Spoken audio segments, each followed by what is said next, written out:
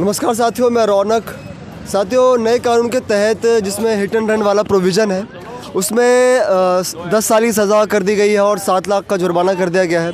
उसी को लेकर पूरे भारतवर्ष में truck drivers, taxi drivers, bus drivers, इन सब की हड़ताल है और ये मंडे से स्टार्ट है और कल तक और चलेगी।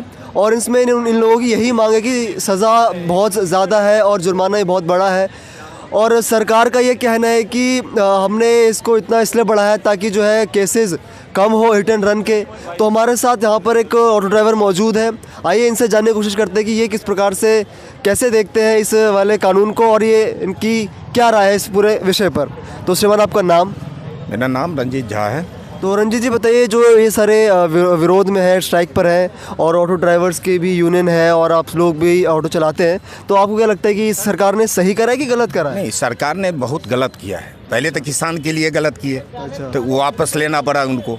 आज चालक से ले रहे हैं, चालक के बोझ डाल रहे हैं कि इतना जुर्माना भरना पड़ेगा, ये 10 साल की सजा होगा।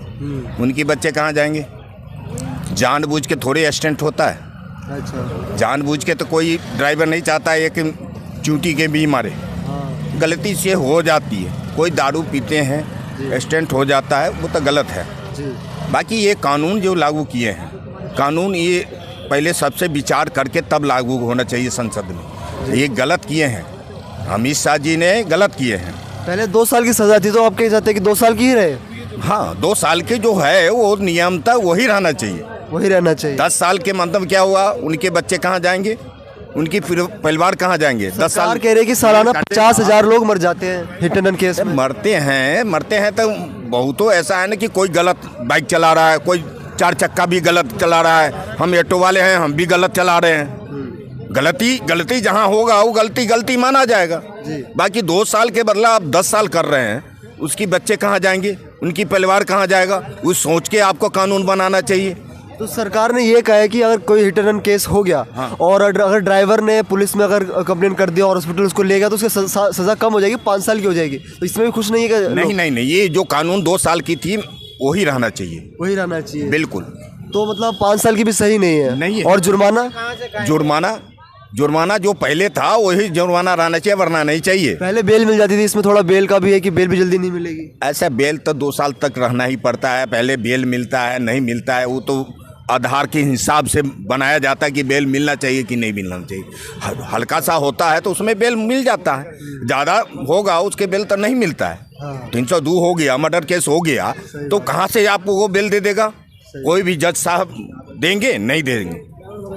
अच्छा, कोई मिलाकर मतलब आप चाहते हैं कि सरकार कानून वापस ले ले? सरकार को मजबूरी वापसी लेना पड़ेगा, नहीं तो बीजेपी गवर्नमेंट को धक्का लगने जा रहा है। ये बात को नोट कर लीजिएगा।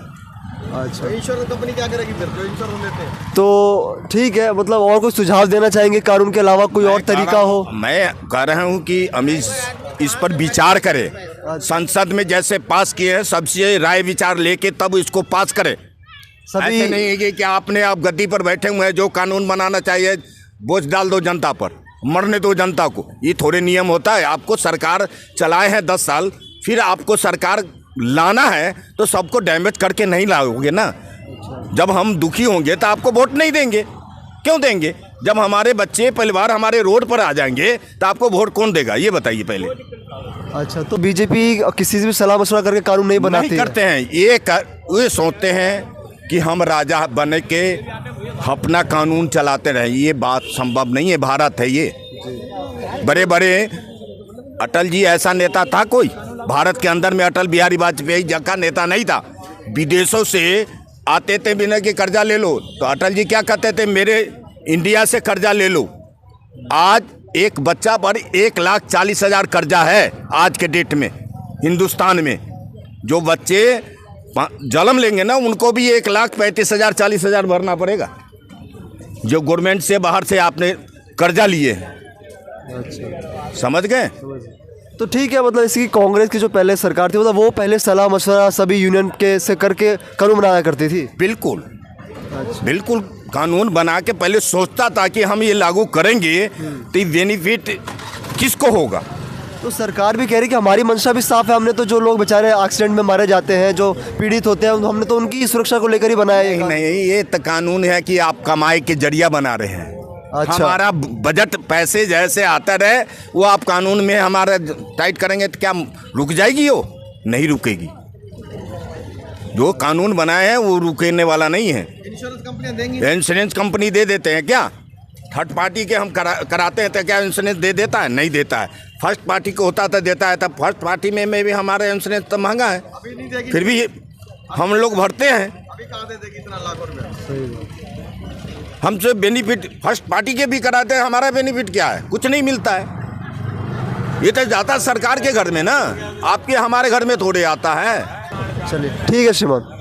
तो देखा आपने किस प्रकार से हमारे साथ मौजूद थे एक ऑटो ड्राइवर, और इन्होंने किस प्रकार से बताया कि उनकी क्या राय है इस पर, और वो चाहते हैं कि कानून वापस हो और सरकार जो है इस जुर्माने को कम करे, सज़ा को कम करे, और कुल मिलाकर बात यही है कि इस कानून को वापस लेने की सभी मांग कर रहे हैं। धन्यवाद।